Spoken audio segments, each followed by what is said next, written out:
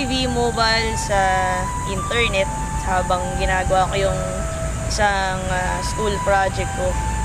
Naghanap din ako ng extra income ng that time. So, hindi ko na pinalagpas yung ads na yun sa internet. Pinuntahan ko siya sa Ortigas. Nag-attend ako ng BOM. Nagustuhan ko talaga yung business. Pero, unang problema ko talaga nun dahil estudyante pa ako ng that time is pera. Wala akong pang-join. Talagang gustong-gusto ko talagang sumali pero di ko alam saan ako kukuha ng pang-invest. Pero ginawan ko talaga siya ng paraan kasi gusto ko talagang gawin to. Gusto ko din talagang umasenso. Nung simula ako dito sa V-Mobile, talagang nahirapan ako kasi konti lang yung kakilala ko. Mahihain din akong tao. So, hindi ko alam paano ko talaga sisimulan yung business. So, ang ginawa ko talaga, naisip ko talagang gawin is umattend ako ng training para matutunan ko paano gawin yung business. Simple lang yung family namin. Talagang budget lahat ng bagay. Hindi ako makahingi sa parents ko ng panglabas, pangbili ng mga gamit. So, kaya naisip ko magkaroon ng pagkakaitaan kasi gusto ko talagang bumili ng mga gamit para sa sarili ko, mga gadgets, damit, and syempre marami din po akong pangarap sa buhay. Naisip ko, kahit na meron akong mga leaders, meron company, meron training, I know na kailangan mag-depend ako sa sarili ko. Kailangan ako mismo meron akong believe sa sarili ko na kaya kong gawin. Kasi kung nagawa ng iba, alam mo kung kaya ko rin. So, ginawa ko lahat ng pwede kong gawin. Nag-research ako ng trainings, at nagbasa ako ng mga books, at nag-ask din ako ng mga advices and opinions sa mga successful na tao. So, by that, nakakuha ko ng mga tips and techniques. In-apply ko lang siya doon sa aking business and hindi ko napansin na effective talaga siya and talagang magbo-boom yung business. Ang sarap ng feeling kasi di ko expect na aabot pa doon yung income ko sa business kasi ang akala ko lang talaga extra income, so akala ko maliit lang yung kita pero di ko expect na aabot pala talaga siya ng million. Kung talagang seryosohin mo yung business, seryoso talaga yung ibabalik niya sa'yo. Nakuha ko yung unang sasakyan ko after 1 year mahigit ko sa business kasi part-time pa lang ako nun, estudyante pa lang ako nun. Yung first car ko, Mitsubishi Galant, actually second hand pa lang ngayon.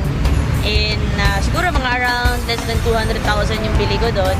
So because of that car, doon na nagsimulang mag-expand yung network ko kasi nakita na rin ng mga iba, nagkaroon ng resulta at nakapunta rin ako sa mga ibang place. So after few months, siguro sabihin natin na after 6 months na pinalitan ko siya ng Ford Expedition kasi gusto ko ng malaking sasakyan para magmukha naman ako malaki. Iba kasi yung feeling pag naka-expedition ka. After ko mag-second hand ng kotse, naisip ko naman mag-brand new para yung kakaibang feeling. So, next car ko naman, third car ko is yung Hyundai Sonata. Ang saya kasi para siyang pang bridal car eh. And then, after nung Sonata, after 3 months, bumili naman ako ng Chevrolet Suburban. Pinalitan ko naman yung old ko na Ford Expedition para mas bago na rin yung family car namin.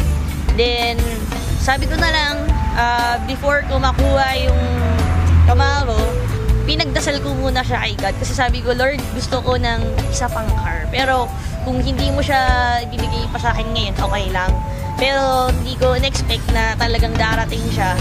So, ito naman ngayon yung latest car ko, yung Camaro. Talagang, ang sarap ng feeling kasi dati hindi naman ako nakakasakay ng sasakyan. Wala akong sasakyan. Hindi ko alam kung makakabili ba ako ng sasakyan. Hindi ko rin dati na-experience na pumasok ng showroom at from that day is pwede ka nang bumili ng sasakyan. Nung una pa nga, ayaw ko pansinin ng mga agents kasi siguro akala nila isa lang ang musmus na bata. Pero di lang nila alam na ako na pala yung bibili ng sasakyan. So, iba talaga yung feeling kasi parang iba yung achievement na mararamdaman mo eh. So, talagang sobrang thankful talaga ako sa business, sa V-Mobile, kay God, tsaka syempre, yung determination ko na gawin yung business. Sa lahat ng nag-reject sa akin, maraming salamat kasi dahil sa inyo, lalong lumakas yung loob ko na gawin yung negosyo at patunayan sa mga hindi naniniwala sa akin na kaya kong gawin yung business with or without you. Dahil sa inyo, yung spirit ko na gawin yung business talagang sobrang grabe. Advice ko sa mga new members, number 1, maniwala muna kayo sa Diyos. Kasi siya yung nagbigay sa inyo, nagturo sa inyo ng opportunity na ito. Magtiwala din kayo sa company kasi yan yung magbibigay sa inyo ng mga commissions ninyo. And lastly, magtiwala kayo sa sarili ninyo kasi wala namang imposible kung marunong kang